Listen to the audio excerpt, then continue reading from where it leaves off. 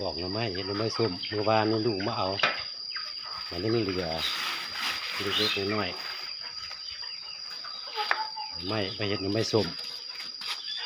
ไปมันกินแล้วก็ไปขายมันไก่กันไก่เขาเบิดยังอยู่เทิงพุ่นเทิงเฮือนหลังนั้นชุ่มน้อยนี่ละเดี๋ยวออกไปซื้อเครื่องมาเห็ดเฮือนนี้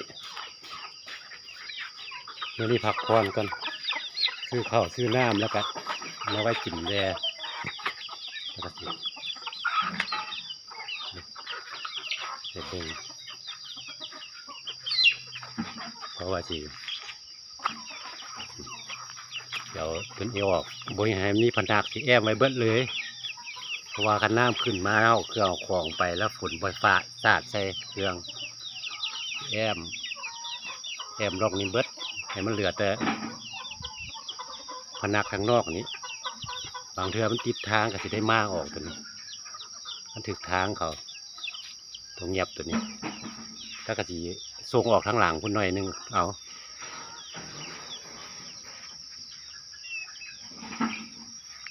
ผักพรถึงเทือมือ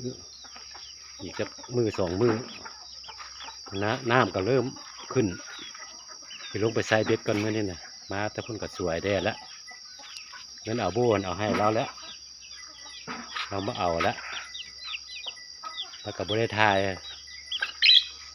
ว่าช่วงบางนึงมันฝนตกแดดเสียงอันนั้นรบกวนก็บอกเราแล้วเดี๋ยวเอาพูดแต่นี้มันไม่กินบักม่วงเลยอยู่ทุนแปะเงินกับเจ้า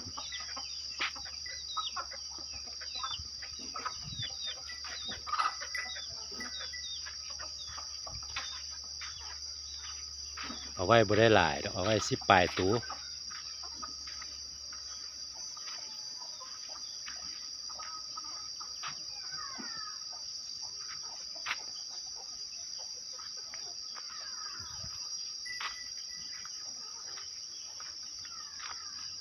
มือแรงกับมันมาผิดละ